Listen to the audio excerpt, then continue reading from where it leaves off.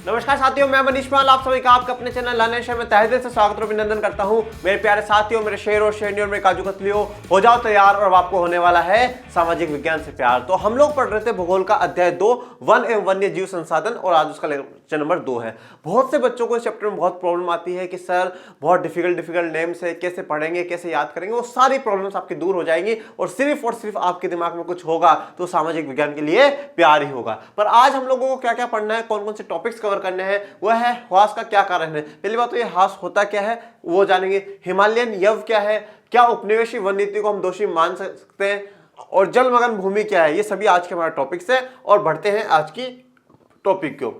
सबसे पहला जो आज हमारे दिमाग में सवाल है, वे प्रतिकूलक कारक कौन से हैं जिनसे वनस्पति जात और प्राणी जात का ऐसा भयानक ह्रास हुआ है। देखो, ह्रास का मतलब होता है डिप्लेशन, ठीक है, डिप्लेशन। और डिप्लेशन का मतलब है आपको अगर आम भाषा में जैसे हम बोले तो गिरावट। किसी भी चीज में क्या आना, गिरावट आना, ठीक है, निचले स्तर की तरफ जाना। जैसे कि आपके परफॉर्मेंस में डिप्लेशन हो रहा है, अगर आपका परफॉर्मेंस नीचे जा रहा है वो गिरावट है। तो इन्होंने पूछा कि ऐसे कौन कौन से कारक हैं जिनके कारण वनस्पति जात और प्राणी जात में इतना भयानक गिरावट आई है।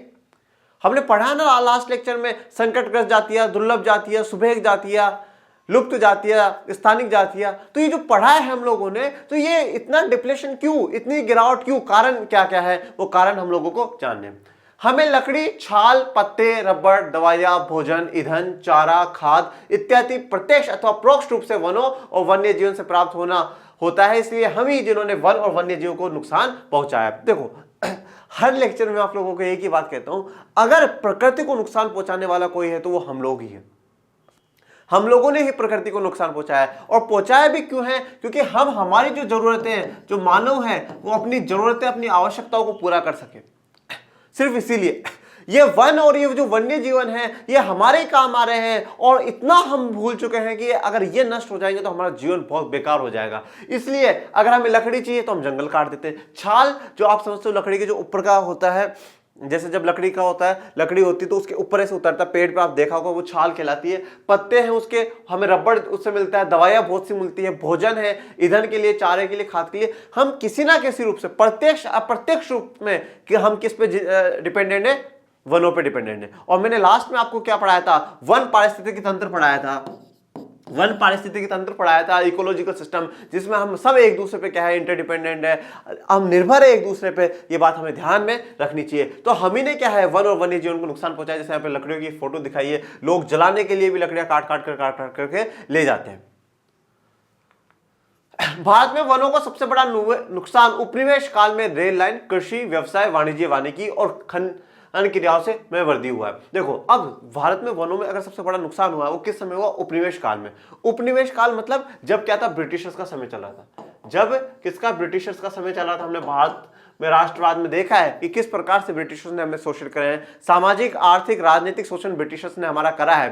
तो उसमें एक आर्थिक शोषण में यह भी देखना है कि उपनिवेश काल में जो रेल लाइन आज हमारे लिए बहुत इंपॉर्टेंट है। पर रेल लाइन में आपने देखा होगा जो पटरी होती है, ठीक है, ये पटरी है, और इस पटरी के जो बीच बीच में फंटे लगे हुए हैं वो किसके होते हैं, लकड़ी के होते हैं। तो उसके लिए हमें बहुत ज्यादा लकड़ी की जरूरत होती थी, बहुत ही लकड़ी की कटाई होती थी। और ब्रिटिशर्स तो इतने मतलब ही थे कि अगर वहां पर भी रेलवे चलानी है तो कहां से लकड़ियां, भारत से भेजो।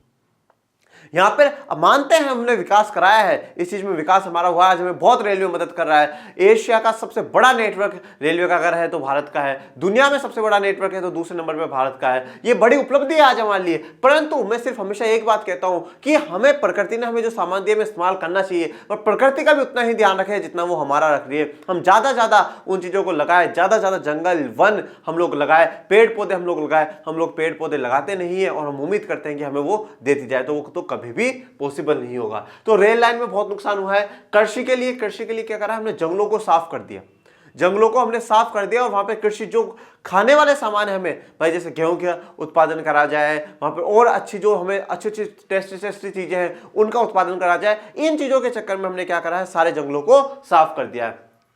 व्यवसाय, ठीक है, किसी अपने बिजनेस करने के लिए, वाणिज्य, खनन क्रियाओं के लिए, खनन के लिए भी अगर हमें पता चल गया कि वहां पे बहुत बड़ा खनिज है तो हम जंगलों को साफ करके खुदाई करना शुरू कर देते हैं और वहां से खनिज निकालना शुरू कर देते हैं। स्वतंत्रता प्राप्ति के बाद भी वन संसाधनों के सिकुड़ने से कृषि का फैलाव महत्वपूर्ण कारकों में से एक रहा है। तो स्वतंत्रता प्राप्ति के बाद भी, अब देखो सवाल यह है कि ये तो चलो उपनिवेश की बात कर ली, उपनिवेश के समय की बात कर ली। मुझे बहुत अच्छे से याद आता है जब 14-15 अगस्त को हम लोग आजाद हुए, 14-15 अगस्त 1947 को भारत के पहले प्रधानमंत्री जवाहरलाल नेहरू ने एक बहुत फेमस स्पीच दी थी, ट्रिस्टी विथ डेस्टिनी उसे इंग्लिश में कहा जाता है, ट्रिस्टी विथ डेस्टिनी। और उन्होंने ये बात कही थी कि इस समय में बिल्कुल मिडनाइट में, मध्य रात्रि में उन्होंने वो भाषण दिया था संविधान सभा में खड़े होकर के कि पूरी दुनिया इस समय सो रही है पर हम लोग जाग रहे हैं क्योंकि हमने इस चीज का इंतजार करा है। और आज भारत जब आजाद हुआ है ना, ये आजादी कुछ रेस्पॉन्सिबिलिटी लेकर के आई है, कुछ हमारे लिए जिम्मेदारियां लेकर के आई हैं। और ये जिम्मेदारी ये है कि अब से अगर कुछ भी भारत में होगा तो किसका हिस्से में होगा, भारत के लोगों को होगा, भारत सरकार की नहीं, भारत के लोगों की जिम्मेदारी होगी। ये बात जवाहरलाल नेहरू ने कही है। जब संविधान सभा में संविधान बनकर के तैयार हो गया तो डॉक्टर अंबेडकर कहते हैं, बाबा साहब अंबेडकर कहते हैं कि अगर अब आने वाले समय में कुछ भी भारत में होता है तो उसके लिए अंग्रेजों को दोष देना गलत होगा, क्योंकि अब हम हमारे हिसाब से चलेंगे, अब जो व्यवस्था है वो हमारे देश के लोगों के हिसाब से चलेगी, देश के लोगों के हाथ में व्यवस्थाएं होंगी। तो इसलिए मुद्दा यहां पे मैंने इसलिए बताया क्योंकि यह तो उपनिवेश काल की बात है, पर स्वतंत्रता प्राप्ति के बाद भी स्थितियों में कोई सुधार नहीं है। उसके बाद भी हम लोग सीख नहीं रहे, प्रकृति से हमें जो मिल रहा है हम उसका और नुकसान कर रहे, कोई बात नहीं, चलने दो, चलता रहेगा। स्वतंत्रता प्राप्ति के बाद वन संसाधनों को बहुत सिकुड़ा गया है। जैसे कि मैंने आपको बताया कि 33% वन होना चाहिए, पर लास्ट इलेक्शन में देखा हमने 24.16% ही वन है। तो अब किसके हाथ में, अब तो हमारे हाथ में ही है ना, अब तो अंग्रेजों के हाथ में नहीं है। अब तो सुधारो, नहीं सुधार पा रहे। भारत में वन संरक्षण के अनुसार 1951 और 1980 के बीच लगभग 26,200 वर्ग किलोमीटर वन क्षेत्र कृषि भूमि में परिवर्तित करे गए, मतलब जंगलों को काट दिया गया। 51 से 80 के बीच में, मतलब 29-30 सालों के बीच में कितना, 26,200 किलोमीटर जो वन है वो जंगल काट दिया गया। क्यों काटा गया? क्योंकि हमें कृषि का क्षेत्र बढ़ाना है, हमें कृषि का क्षेत्र बढ़ाना है। और ये वो वाला दौर भी है 1951 से 1981 वाला जो दौर है, इसमें क्या है, एक विस्फोटक होगा किसका, जनसंख्या का। हमें जनसंख्या विस्फोटक भी इसमें देखने को मिलेगा, बहुत भयंकर रूप से जनसंख्या बढ़ोतरी हमारे देश में होगी। तो जब जनसंख्या बढ़ोतरी हुई है तो संसाधन कहां से आएंगे, तो इसलिए हमने क्या करा, जंगलों को काट दिया, और जंगलों को काट करके क्या वहां पर कृषि का उत्पादन करा, ज्यादा गेहूं, अनाज, चावल ये उगाए और लोगों तक पहुंचाए कि आप खाइए और हमारी जो जनसंख्या वो सभी जीवित रहिए। तो कृषि भूमि में परिवर्तित करा गया। अधिकतर जनजातीय क्षेत्रों में विशेषकर पूर्वोत्तर और मध्य भारत में स्थानांतरी झूम खेती अथवा स्लेश और वन खेती के चलते वनों की कटाई या निम्नीकरण हुआ है। जनजाति क्या होती है, जो ट्राइबल्स, ठीक है, जो जंगलों में रहते हैं, ठीक है, जो जंगलों में रहते हैं उन्हें हम जनजातीय कहते हैं। विशेषकर जो पूर्वोत्तर में, पूर्वोत्तर मतलब ये वाला देखो, ये जैसे हमारा भारत है तो ये ऊपर वाला तो क्या है, उत्तर है, और उत्तर के पूर्व में, पूर्व के उत्तर में ये रहा इधर, ये जो पूर्वोत्तर है, ठीक है, ये जो इधर वाला है पूर्वोत्तर, वहां पे जनजाति है, जैसे कि जो हम 7 बहनें कहते हैं, 7 सिस्टर्स कहते हैं, अरुणाचल प्रदेश, आसाम, त्रिपुरा, नागालैंड, उधर वाले में उधर की जनजाति, और मध्य भारत की, यहाँ पे जो मध्य भारत है उसकी जनजातियों में काफी स्थानांतरी मतलब एक जगह छोड़ कर दूसरी जगह जाना, झूम खेती और स्लेश और वन, ये हमने कृषि में पढ़ा। स्लेश और वन क्या होता है, एक जगह इंसान खेती करता है, फिर वहां पे उसको जला करके दूसरी जगह चला जाता है, फिर वहां साफ करता है, उसको जलाता है, फिर खेती करता है, इस प्रकार से। तो उससे भी क्या है, निम्नीकरण हुआ है, जैसे कि यहाँ पे पूरे जंगल को जला दिया गया, पूरा जंगल खत्म हो गया। यहाँ पे किसकी शुरुआत होगी, कृषि की शुरुआत होगी। बड़ी विकास परियोजनाओं ने भी वनों को बहुत नुकसान पहुंचाया है। तो जो बड़ी बड़ी विकास परियोजना है, ठीक है, अब बड़ी बड़ी विकास परियोजनाओं में क्या है, जो वनों को है ना नुकसान पहुंचाया है। हमें अगर कुछ नजर आता है ना कि भाई हमें कोई बहुत बड़ी, हमें यहां से बड़ा फ्लाईओवर बनाना है, बीच में क्या आ रहा है, जंगल आ रहा है, काट दो। क्यों काट दो जंगल? बड़ा जंगल आ रहा है उसे काट दो। हमें यहां से सड़क निकालनी है, काट दो। हमें यहां से रेलवे लाइन बिछानी, काट दो। वाह, क्यों? कब तक की प्रकृति। और वे कोरोना का जैसे समय आते हैं, सुनामी आती है, बाढ़ आती है, भूकंप आते हैं, तो फिर आप कहते हैं कि हे भगवान, ये कष्ट किस लिए, कष्ट किस लिए? तो जरूरी यह है कि अगर आप विकास कर रहे हैं, बड़ी विकास परियोजनाएं चला रहे हैं, तो उन जगह के अलावा भी आप दूसरी जगह जंगलों को स्थानांतरित करिए, जंगल बनाइए, जंगल लगाइए। क्योंकि आज अगर आपके 100 पौधे हैं, 100 पेड़ हैं, वो आज अगर आप इस्तेमाल करके खत्म कर दोगे तो फिर आने वाली पीढ़ियां क्या करेंगी। मैं सतत पोषणीय विकास पर हमेशा यही बात कहता हूं कि जो सतत पोषणीय विकास है वो यही तो कहता है, सस्टेनेबल डेवलपमेंट यही तो कह रहा है कि भाई आप ज्यादा इस प्रकार से इस्तेमाल करो कि पर्यावरण भी सुरक्षित रहे, सुरक्षित मतलब आने वाली पीढ़ियां इस्तेमाल कर सके। पर्यावरण सुरक्षित रहे, आपकी आज की आवश्यकताएं पूरी होती रहे और आने वाली पीढ़ियों की भी अपनी आवश्यकताएं पूरी हो जाए। 1952 से नदी घाटी परियोजनाओं के कारण 5000 वर्ग किलोमीटर से अधिक वन क्षेत्रों को साफ करना पड़ा। यह प्रक्रिया अभी भी जारी है और मध्य प्रदेश में 4 लाख हेक्टेयर से अधिक वन क्षेत्र नर्मदा सागर परियोजना के पूर्ण हो जाने से जलमग्न हो जाएगा। देखो अब मेरी बात सुनो, 1952 नदी घाटी परियोजना, नदी घाटी परियोजना नदी जोड़ो परियोजना भी है, नदियों को जोड़ने का काम होता है भाई, एक नदी वो एक नदी जोड़ने का। अब बीच में जो स्पेस आ रहा है उसको खाली करवाओ और नदियों को दोनों को कनेक्ट कर दो, तो इससे क्या होगा, लोगों को पानी की जो सप्लाई है वो ज्यादा मिल जाएगी। ये नदी परियोजना का उद्देश्य है। तो उसके लिए 5000 वर्ग का पहले जंगल हटाया गया। अभी भी मध्य प्रदेश 4 लाख हेक्टेयर, हेक्टेयर क्या है, एक यूनिट है जिससे कि मापा जाता है, जमीन को नापा जाता है, जैसे कि हम किलोमीटर हम लोग बोलते हैं, स्क्वायर हम लोग बोलते हैं, तो उसी प्रकार से हेक्टेयर भी एक तरीका है। नर्मदा सागर परियोजना के लिए भी है, तो वहां से जलमग्न हो जाएगा, तो पूरा जल ही जल वहां पर आपको देखने को मिलेगा। ये मैंने आपको एक बांध की फोटो आपको दिखाई है, जिससे क्या है कि अब देखो आगे तक इस बांध को बनाने के लिए जगह को साफ करना जरूरी था और जंगलों को काटा गया। इसमें वनों की बर्बादी में खनन ने भी महत्वपूर्ण भूमिका निभाई। खनन मतलब हम खनिजों को खोद करके जो निकालते हैं, उन्होंने भी एक बहुत महत्वपूर्ण भूमिका निभाई। पश्चिम बंगाल में बक्सा टाइगर रिजर्व डोलोमाइट के खनन के कारण गंभीर खतरे में। तो पश्चिम बंगाल में बक्सा टाइगर रिजर्व है, वहां पे डोलोमाइट, ये रहा डोलोमाइट, ये डोलोमाइट का वहां पे खनन होता है। इसके चक्कर में क्या वो बहुत ज्यादा खतरे में, हम डोलोमाइट निकालने के चक्कर में निकालते जा रहे तो वहां की जो पूरी वन जाति है, प्राणी जाति है, वो सारी की सारी खत्म हो जाएगी। इसने कई प्रजातियों के प्राकृतिक आवासों को नुकसान पहुंचाया और कई जातियों जिसमें भारतीय हाथी भी शामिल है के आवागमन मार्ग को बाधित किया है। ठीक है, तो कई प्रजातियों के तो प्राकृतिक आवास जो नेचुरल हैबिटेट है, नेचुरली हैबिटेट, वो नेचुरली रही वहां पर है, नेचुरल हैबिटेट। अब आज एक बात बताओ ना, आप कहीं पर रह रहे हो, आपको वहां से धक्के मार करके निकाला जाए, कैसा महसूस होगा आप लोगों को? हाँ, कैसा महसूस होगा? तो इसी प्रकार से आप उन जानवरों के बारे में भी सोचिए, उन जीवों के बारे में भी सोचिए जो वहां पर रह रहे हैं, उनका प्राकृतिक आवास है, प्रकृति ने उनको वो आवास दिया है, वो जगह दी है, किसी सरकार ने आप लोगों ने नहीं दी, वो प्रकृति ने उसको जगह दी है। वो जगह भी हम लोग क्या है छीन लेते हैं और बहुत से जाते हैं तो क्या है, उनके आवागमन आने जाने का जो मार्ग है वो बाधित हो जाता है। जैसे कि भारतीय हाथी, अरे मैं तो कहता हूँ हाथी जो भी ऐसे कोई जंगलों को साफ कर रहा हो ना, हाथी को ऐसा आना चाहिए, भाग मेरे हाथी भाग, और ऐसे क्या उसको मार देना चाहिए। ठीक है, तो हाथी का रास्ता बंद ही नहीं होगा ना। तो इस प्रकार से बहुत नुकसान हम लोग पहुंचा रहे हैं। वन संसाधनों की बर्बादी में पशुचारण और ईंधन के लिए लकड़ी कटाई मुख्य भूमिका निभाते हैं। तो पशुचारण, जैसे कि यहाँ पर हमारी गाय माता क्या है, पशुचारण कर रही है, घास खा रही है गाय माता, ठीक है, तो पशुचारण भी एक मुख्य भूमिका है। ये सभी बातें हम लोग जल संसाधन विकास वाले चैप्टर में पढ़ चुके हैं कि किस प्रकार से भूमि का निम्नीकरण होता है। उसके लगभग मिलते जुलते से ही कारण हमें यहाँ पे देखने को मिलते हैं। ईंधन के लिए लकड़ी तो हम लोग हमारे जलाने के लिए, खाना बनाने के लिए भी लकड़ियां काटते हैं, ये भी है। यद्यपि इसमें कुछ सच्चाई हो सकती है, परंतु चारे और ईंधन हेतु लकड़ी की आवश्यकता पूर्ति मुख्यतः पेड़ों की टहनियां काटकर की जाती है, न कि पूरे पेड़ काटकर। यह बहुत इंपॉर्टेंट, बहुत अच्छी बात है कि जो महिलाएं बोलते हैं कि लकड़ियां काट करके ले जाती है, तो वो पेड़ नहीं काट रही है, वो सिर्फ और सिर्फ टहनियां काट रही, वो सिर्फ और सिर्फ क्या है, टहनियां काट करके ले जाती है और टहनियां काट करके इस्तेमाल करती है और उन्हीं से क्या है जलाती है। तो टहनियां काट रही है, आपकी एक ब्रांच काटी, पेड़ नहीं काटा। जड़ है तो और बढ़ जाएगा। तो टहनियां काट रही है, पूरा पेड़ नहीं कट रहा, वो पूरे जंगल को साफ नहीं कर रही, वो टहनियां काट रही है। तो इसलिए ये आरोप लगाना गलत है कि जो लोग लकड़ियां काट करके ले जाते हैं वो भी क्या है, जंगलों को खत्म कर रहे हैं, तो वो गलत बात है।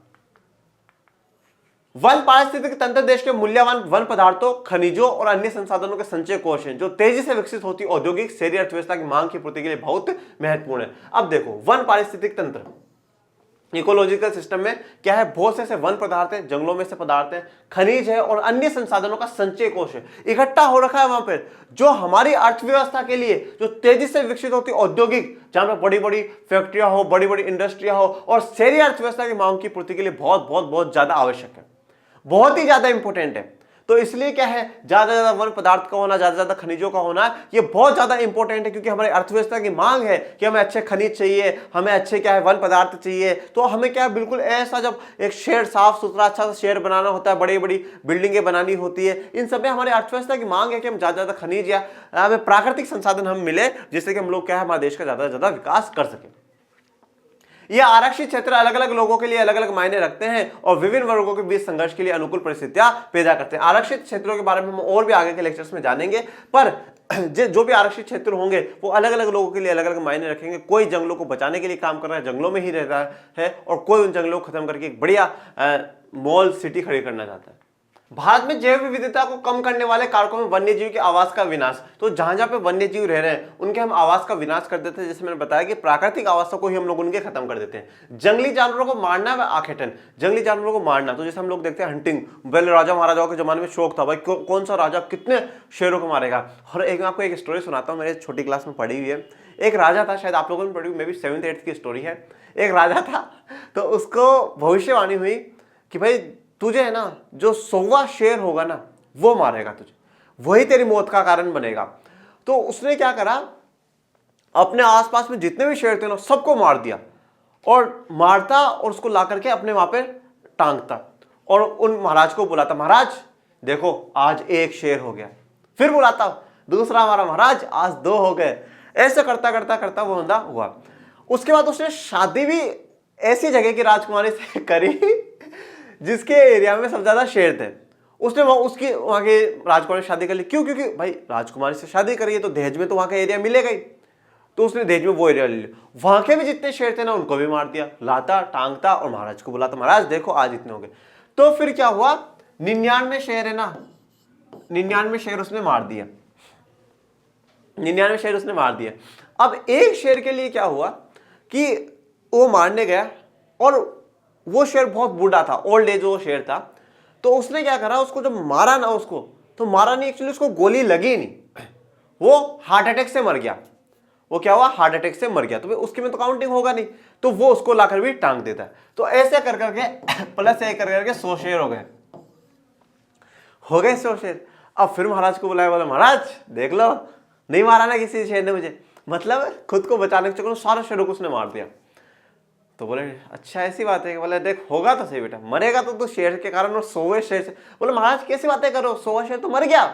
बोले नहीं तू मरेगा। तो बोले ठीक है भाई। अब उसके बच्चे का आ रहा था बर्थडे, तो उसके बच्चे ने बोला, बोले पापा पापा मुझे तो गिफ्ट चाहिए। बोले ठीक है चल बेटा मार्केट में चल। राजा महाराजा थे तो चले गए भाई। बोले बता क्या चाहिए?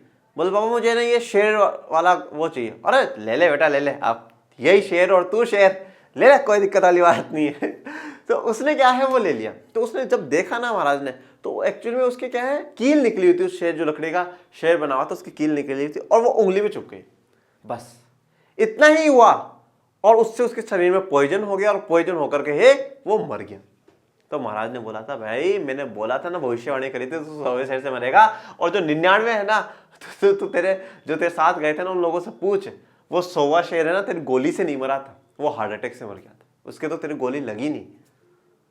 फिर बाद में बस जितनी बात सुन करके वो राजा ऊपर चला जाता है।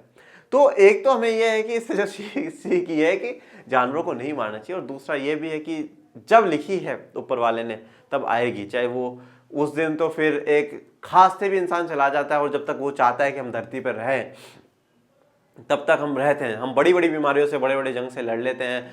और इतना ही कहता हूँ कि जो जीवन हमें मिला है ना बच्चों, वो बहुत छोटा जीवन मिला है, बहुत छोटा मिला है, और हमें बहुत कुछ कर करके जाना है। इसलिए व्यर्थ मत करो समय को, ज़्यादा से ज़्यादा समय सिर्फ और सिर्फ अपना क्या है पॉजिटिव चीज़ों पे लगाओ, जो जब वापस ऊपर जाए ना तो भगवान भी कहे कि हाँ तूने मेरा मकसद पूरा कर दिया, बहुत बढ़िया, बहुत ही बढ़िया, मौज कर दी बेटे, मौज कर दी। तो जंगली जानवरों को मारना व आखेटन मतलब मारना, उनको हंटिंग करना, और उनको क्या है अवैध उनका शिकार करना, उनको पकड़ लिया फिर बेचना, ये काम। पर्यावरणीय प्रदूषण करते हैं हम लोग, ये भी है। विषाक्तीकरण, ये विषाक्तीकरण क्या होता है सर? विषाक्तीकरण का मतलब है पॉइजनिंग, ठीक है, पॉइजनिंग वाले कुछ हम लोग उसमें डालते हैं और करते हैं, तो ये भी खराब है। दावानल, दावानल का मतलब होता है फायर, ठीक है, फॉरेस्ट फायर, तो जंगलों को जला देना, ये भी क्या है एक मुख्य कारण है जिससे कि जंगल हमारे क्या हो रहे हैं, खत्म होते जा रहे हैं।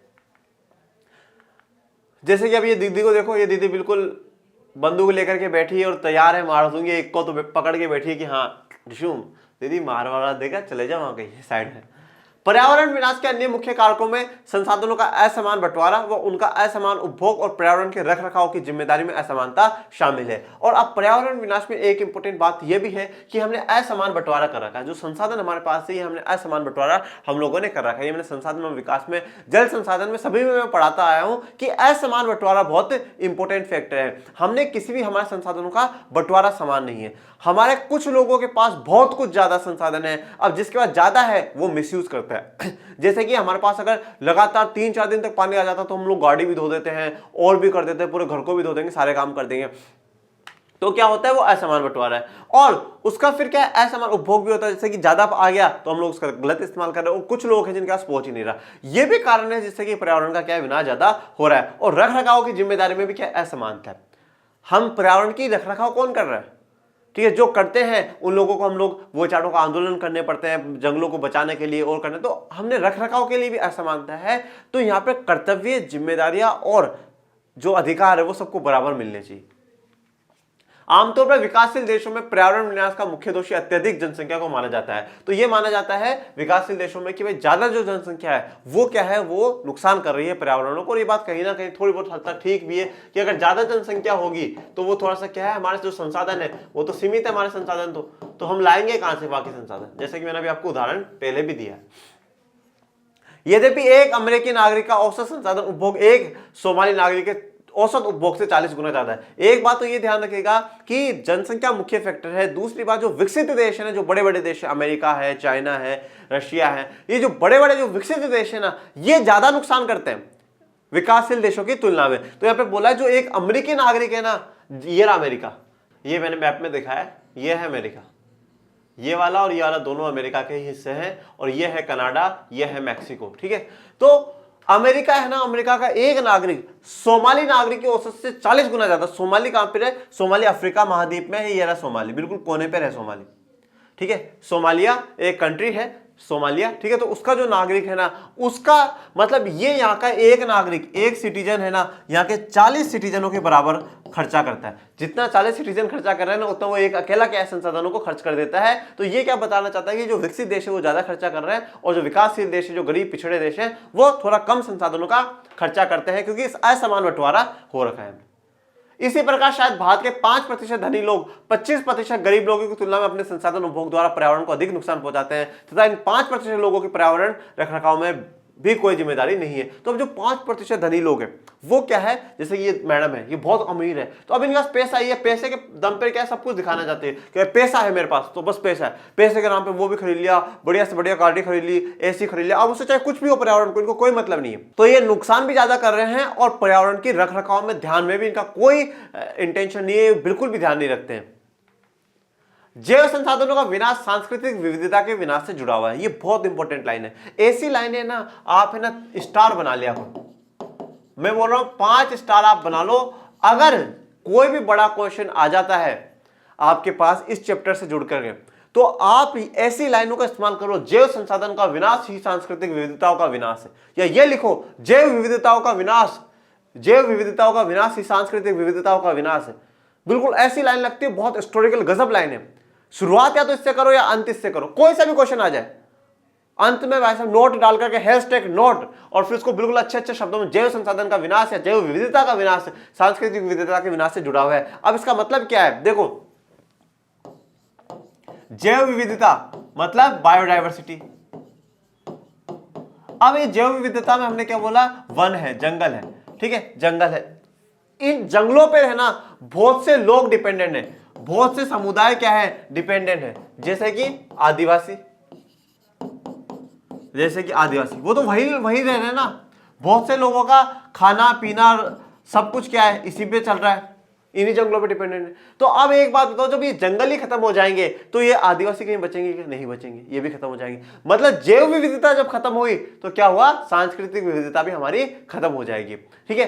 अब इन जंगलों से हमारे देखो कितने, हम आगे पढ़ेंगे, बहुत से ऐसे पेड़ हैं जिन्हें हम लोग पूजते हैं, भगवान की तरह पूजते हैं, वो हमारी संस्कृति है। तो जब ये पेड़ खत्म हो जाएंगे तो संस्कृति खत्म होगी ना। तो यही तो बात कहना चाहता है कि जब जैव संसाधनों का विनाश होगा तो हमारी सांस्कृतिक जो विविधता है, जो अलग अलग प्रकार का हमारी संस्कृति है, वो भी क्या है, खत्म हो जाएगी। जैव विनाश के कारण कई मूल जातियां और वनों पर आधारित समुदाय निर्धन होते जा रहे हैं और आर्थिक रूप से हाशिए पे पहुंच रहे हैं। तो बहुत सी ऐसी मूल जातियां हैं जो पूरी की पूरी तरीके से क्या थी, जैव विविधताओं पर निर्भर थी। अब जब जंगल खत्म हो रहे हैं, जैव संसाधन खत्म हो रहे हैं, वो दिन पर दिन गरीब होते जा रहे हैं और पिछड़ते जा रहे हैं। ये समुदाय खाने पीने, औषधि, संस्कृति, अध्यात्म इत्यादि के लिए वनों और वन्य जीवों पर निर्भर रहते हैं। तो ये समुदाय क्या खाने के लिए उन्हीं पे निर्भर है, पीने के लिए औषधि, हमें बहुत सी औषधि मेडिसिन जो मिलती है वो वहां से मिल रही है, उनकी संस्कृति भी उससे जुड़ी हुई है। और अध्यात्म मतलब आध्यात्मिकता। मैंने कहा ना, जैसे हम लोग पेड़ों को भगवान के रूप में पूज रहे हैं, ये जो शुरुआत की जनरेशन थी वो भगवानों को नहीं, वो सिर्फ इन्हीं को पूज रही है, सूर्य को पूज रही है, जल की पूजा कर रही है, ठीक है, और पेड़ों की पूजा करी। जैसे कि अभी छठ पूजा गई थी बिहार में, तो अब वो छठ पूजा में क्या है, वो सूर्य की पूजा करते हैं, है ना, वो पानी में ले जाकर के वहां पानी में पूजा करते हैं। तो ये क्या है, ये संस्कृति है हमारी, ये संस्कृति है हमारी। ये दर्शाते हैं कि हम लोग सूरज को, जो प्रकृति है हमारी, उसको भी हम हमारा आइडल मान रहे हैं और उसी की बदौलत हम लोग हैं। तो ऐसे जो है हम पूरी तरीके से उन पर निर्भर है, हमारी आध्यात्मिकता उन चीजों से जुड़ी हुई है। गरीब वर्ग में महिलाएं पुरुषों की तुलना में अधिक प्रभावित होती है और कहीं पर भी देख लो महिलाएं ज्यादा प्रभावित होगी। कई समाजों में खाना, चारा, जल और अन्य आवश्यकताओं की वस्तुओं को इकट्ठा करने की मुख्य जिम्मेदारी महिलाओं की ही होती है। अब देखो कहीं से भी आप देखना, कभी लकड़ी कोई आपको पुरुष ले जाता हो दिखेगा, नहीं दिखेगा। कोई जल दूर दूर से भर करके लाना पुरुष ले जाता हो दिखेगा, नहीं दिखेगा। ये सारे काम कौन करती है, महिलाएं करती हैं। ये सारे काम कौन करती है, महिलाएं करती हैं। पहले जो महिला ला रही थी वो क्या था, 1 किलोमीटर दूर उसके जंगल था, तो वहां से लकड़ियां तोड़ करके ले आती थी। पर सरकार ने क्या करा, वो जंगल काट दिया और वहां पे बहुत बढ़िया हाईवे बना दिया, फ्लाईओवर बना दिया, बढ़िया काम कर दिया। अब इसके बाद जो दूसरा जंगल है ना, वो यहाँ से 15 किलोमीटर दूर है, 15 किलोमीटर दूर है, पर उसको लकड़ी तो लानी है। मान लो पहले पानी लाने के लिए कोई 2 किलोमीटर दूर जाना पड़ता था, पानी लाने के लिए 20 किलोमीटर दूर जाना पड़ता है। तो पानी तो आएगा क्योंकि जरूरत है उन्हें, पर क्या होगा, इस महिला की जो हेल्थ है उस पर असर पड़ेगा। क्यों, क्योंकि पहले 1 किलोमीटर चल के जाए तो 15 किलोमीटर चल के जाएगी, 15 जाना 15 आना, 30 किलोमीटर हो गया, कितना उसकी हेल्थ पे इफेक्ट पड़ेगा। तो सबसे ज्यादा जो जिम्मेदारी है वो महिलाओं की है। जैसे इन संसाधनों की कमी होती जा रही है, महिलाओं पर कार्यभार बढ़ता जा रहा है, तो कार्य का जो बोझ है वो उन पर बढ़ता जा रहा है और कई बार तो उनको संसाधन इकट्ठा करने के लिए 10 किलोमीटर से भी अधिक पैदल चलना पड़ता है। और पानी वाली समस्या तो मैंने सच में पर्सनली मैंने देखी हुई है। जो राजस्थान में एक गांव है, मेरी मौसी और वहां रहती है, मैंने देख रखा है, वो दूर दूर से पानी लेकर के आते थे, ठीक है, सुबह 5 बजे उठ करके वो लोग लाइनों में लगते थे और फिर जाकर के वो पानी लेकर के आते थे। तो अब तो पता नहीं कैसी व्यवस्था है, 4-5 साल के पहले की तो मैं बता रहा हूँ। तो यहाँ पे वही है स्थिति, दूर दूर तक जाकर के पानी लाना है और करना है। मौसा जी और थे, वो साइकिलों पे वो ड्रम लगा लगा करके पानी लाते थे। ये स्थितियां हैं, आज भी स्थितियां हैं गाँव की। इससे उन्हें गंभीर स्वास्थ्य समस्या झेलनी पड़ती थी। काम का समय बढ़ने के कारण घर और बच्चों की उपेक्षा होती थी, जिसके गंभीर सामाजिक दुष्परिणाम हो सकते थे। यहाँ पे 2 समस्या हमें देखने को मिल रही है। एक तो महिला की जो स्वास्थ्य समस्या है ना, वो महिलाएं स्वास्थ्य समस्या से जूझती थी, उनको ज्यादा परेशानी होती थी, दूर जाती थी, ज्यादा बीमार पड़ जाती थी, ठीक है, अच्छा हेल्दी खाना नहीं मिल पा रहा है, तो स्वास्थ्य की परेशानी उनको हो रही है। दूसरी कारण बताया सामाजिक दुष्परिणाम। सामाजिक दुष्परिणाम क्यों है, देखो अब सबसे पहले तो हम हमेशा मैं क्या कहता हूं, रकम है, सबसे पहले रकम है, रोटी कपड़ा मकान। तो रोटी कपड़ा मकान, तो रोटी के लिए तो इतनी दूर भाग रहे, पानी लाने के लिए जा रही, लकड़ियां आएंगी तभी तो शाम को चूल्हा जलेगा और फिर खाना बनेगा, तो रोटी सबसे। अब उसके लिए महिला जा रही दूर दूर तक। अब क्या है भाई, सुबह मान लो 6 बजे निकली, अब 15 किलोमीटर गई तो मान लो 1.5 घंटा जाने में लग गया, फिर तोड़ेंगी लकड़ियां और लाएंगी, 1 घंटा लग गया, 2.5 घंटा, आते आते फिर 1.5 घंटा लग गया, 4 घंटे लग गए।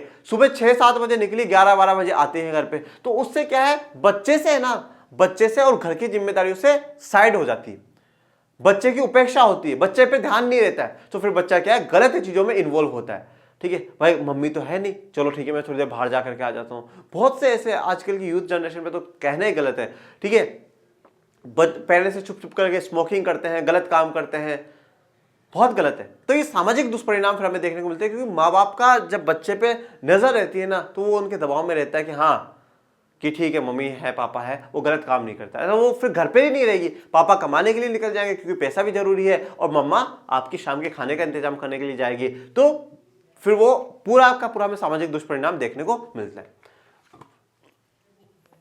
वन कटाई के परोक्ष परिणाम जैसे सूखा और बाढ़ भी गरीब तबके के सबसे अधिक प्रभावित करती है। तो जब भी सूखा या बाढ़ आता है तो सबसे ज्यादा प्रभावित अगर कोई होता है तो वो गरीब तबके के लोग ही होते हैं।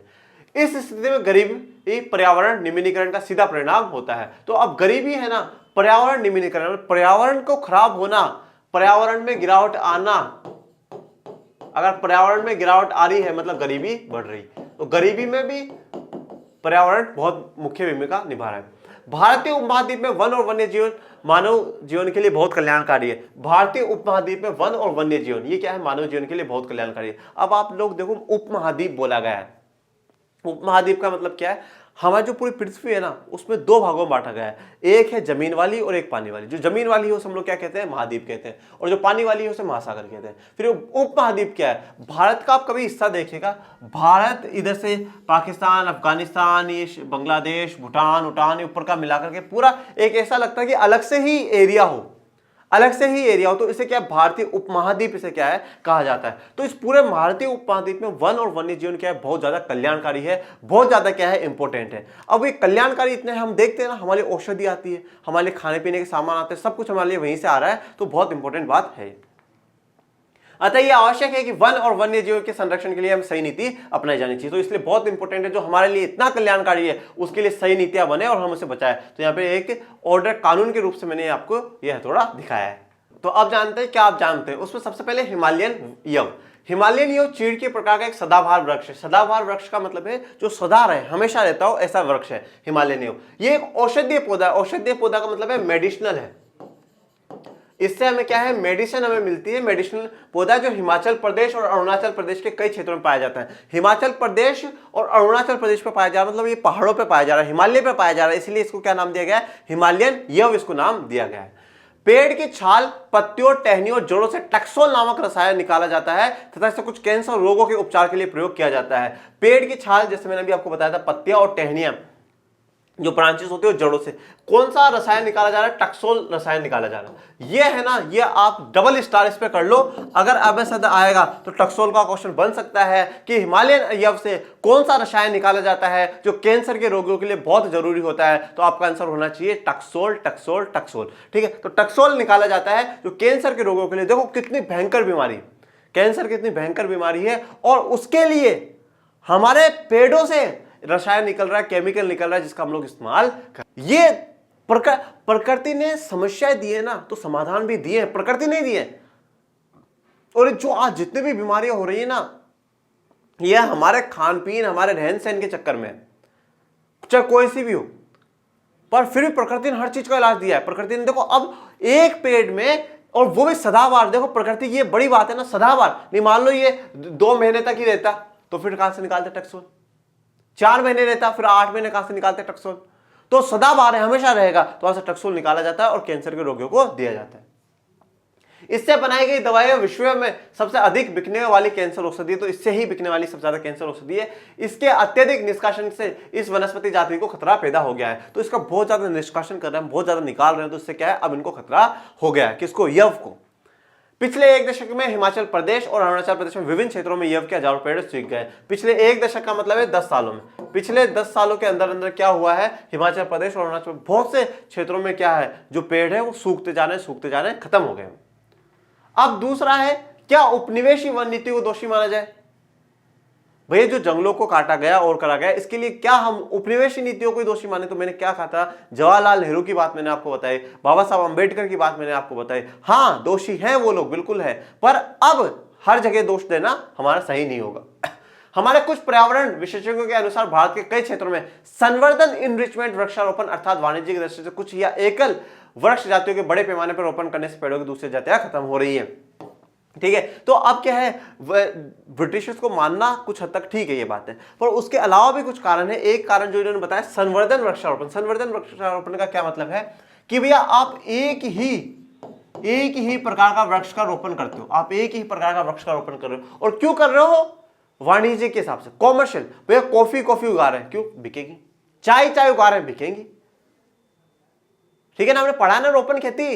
तो वृक्षारोपण, संवर्धन वृक्षारोपण कहा जाएगा, एक प्रकार का ही रोपण किया जाएगा, एक प्रकार का ही वृक्ष पूरे क्षेत्र में लगाया जाएगा, जिससे ज्यादा से ज्यादा पैसे कमाए जाए और खुद को क्या है, अमीर बना लिया जाए। और इसलिए बाकी जो दूसरी प्रजातियां हैं उन पर हम लोग ध्यान नहीं दे रहे हैं, वो खत्म होती जा रही है। सारे जंगलों को साफ करके सिर्फ और सिर्फ एक ही प्रकार की हम लोग फसल लगा रहे हैं, जो कि दूसरी जातियों के लिए खराब है। जैसे कि हमें ब्रिटिशर्स दोनों हाथ मिला रहे हैं।